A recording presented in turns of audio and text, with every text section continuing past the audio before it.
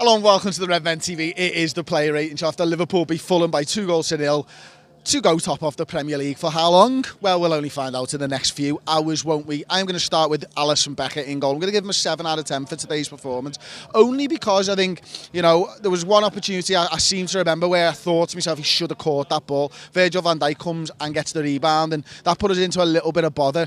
Other than that, I thought he was absolutely sound. You know, he obviously couldn't do anything about Sessegnon pulling the ball wide or anything like that. A couple of routine saves for him, but the one thing that was really good was the quick thinking after their offside goal. He puts the ball down, he knocks the ball out to Trent down the wing to Mo Salah. Mo Salah runs half the length of the pitch, puts the ball to the back of the net, 1-0. Thanks in part to the quick thinking of our goalkeeper. I love that over the shoulder throw that he's got to Andy Robertson.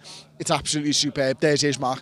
Trent Alexander-Arnold, right back, and right back into it today as well. You know, I didn't feel like he had a poor game. I felt like Klopp had put his arm around him and said, you're going to keep your place. I felt like he was a little bit more comfortable with Joe Gomez inside of him. Obviously, that's happened a few times so far this season. So it was really nice to see Trent and Gomez next to each other.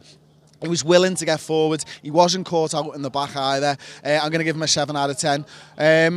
Yeah, just good to see him put in a solid performance and not be weak for us. Joe Gomez, I'm going to give an 8 out of 10. I thought, I think I just love him. I was sat with a mate of mine, Sam, during the game, and he turns around and said something I'd not really considered before. And Sam said to me, I'll tell you what, Chris, I don't remember a centre-back being this good at this age, almost ever.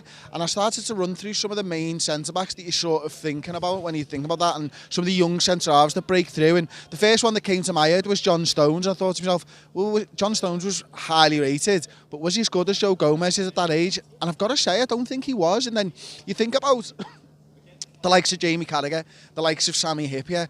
This happened later in their career. Joe Gomez is a young lad who's come through adversity and the injuries that he's got and is playing at a top level. And I must admit, I agree with Sam on that one. Virgil van Dijk, just dead Dutch, which is something we used to say about Gini Wijnaldum, but it looks to me like Virgil takes it as a personal affront when he has to fucking sprint because he wasn't in the absolute best positioning possible. And it's like, do you know when you used to see Usain Bolt win 100-metre races by sprinting for the first 50 metres and slowing down for the second 50 metres? That's what Virgil van Dijk does when he gets the ball, generally speaking. He sprints for a couple of metres and then just slows down and moves the ball away. And I'm so used to seeing Virgil van Dijk pass headers away.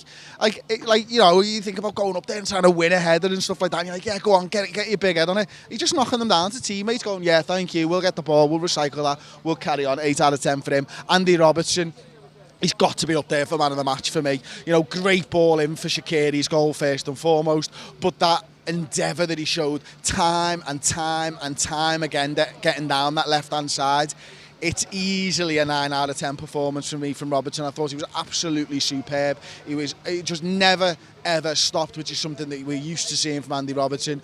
And the final ball was there today as well. The amount of times he was running down lost causes, trying to get the ball in from the byline and stuff. Firmino overhit a great ball through, to be fair, but it was slightly over it. And he sprints about 40 metres to try and get that ball into the danger, and he does. He's just such a likeable fella, isn't he? In the centre of the park, Firmino, give probably an 8 out of 10. I thought it was a sound performance from him. Him and Gini Wijnaldum are always available for passing to each other. Both a pair of 8s I'm going to give them, actually. And yeah, again, he feels like he's playing a little bit within himself, but you know that there's a player there, I think, with Firmino, and Gini Wijnaldum just does what he does, doesn't he? But I also love the fact that Firmino was looking for that little over-the-defence ball to Trent Alexander-Arnold first half. I think he's got an eye for a pass as well, and he's got the vision and the skill to be able to execute that pass. Over on the right-hand side, Shaqiri, probably a 9 out of 10 performance from Shaqiri as well. Obviously gets the goal. Could have had a couple first half, you know, he pulls one wide, and there was one poor effort as well. But yeah, he's a real live wire, isn't he? He's almost like the sort of, he was the all-spark for us at times today. Every time he picked the ball up, something looked like it was about to spark into life from Xherdan Shaqiri, and he's such an exciting player, and he does things that you don't expect him to do either. You see the ball to the fullback, and you're so used to seeing Liverpool players play that ball over to the fullback, and he does something a little bit different and takes you by surprise, and that's good to see as well as a fan, especially when you've got a ridiculous telly-style view like I had today in the main stand. Over on the other side, Sadio Mane still looks a little bit off the boil. Probably a 7 out of 10 performance from Sadio. Didn't really get into positions where he could have scored goals today. Obviously does get one opportunity, and then Mo Salah up top. Mo Salah's a strange one for me because I thought that he played well. Oh, I've missed Firmino out and I'll come back to him.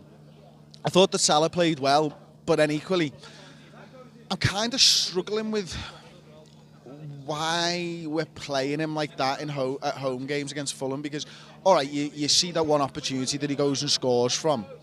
But generally speaking, for me, most of his work was done holding the ball up, and he kind of lost out there a lot, to be honest with you. And Firmino's better at holding that ball up and bringing players in.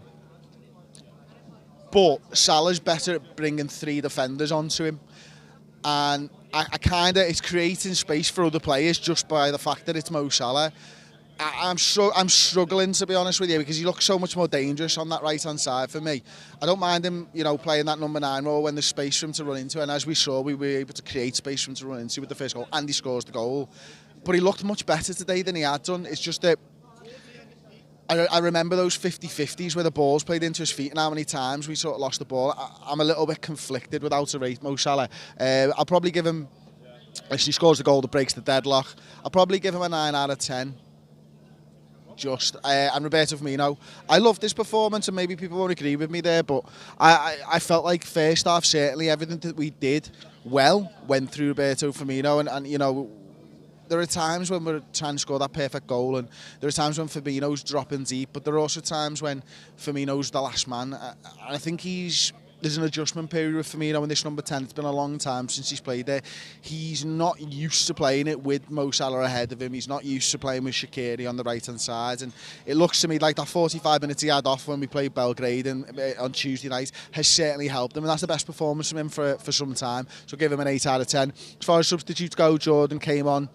Did what Jordan did, keep the ball, 6 out of 10 for him. Naby Keita came on, don't think he touched the ball. No point rating him. Have I missed anyone else? Oh, Milner came on. Yeah, I was a little bit surprised when Milner came on. I didn't really know how Liverpool were going to set up, whether it was going to be a 4-3-3 or we went 4-2-3-1. But he just played that normal role that he played, and I'm not sure what happened with the rest of mid. Maybe it actually looked like almost a flat 3, to be honest with you, with Henderson and Fabinho and James Milner. He was sound, 6, 7 out of 10, whatever. Take your pick. Leave me your player ratings in the comments section below, and I'll catch you next time. Don't forget to like the video, subscribe to the Redmen TV on YouTube, and I will see you next time for the instant match reaction. Can't wait.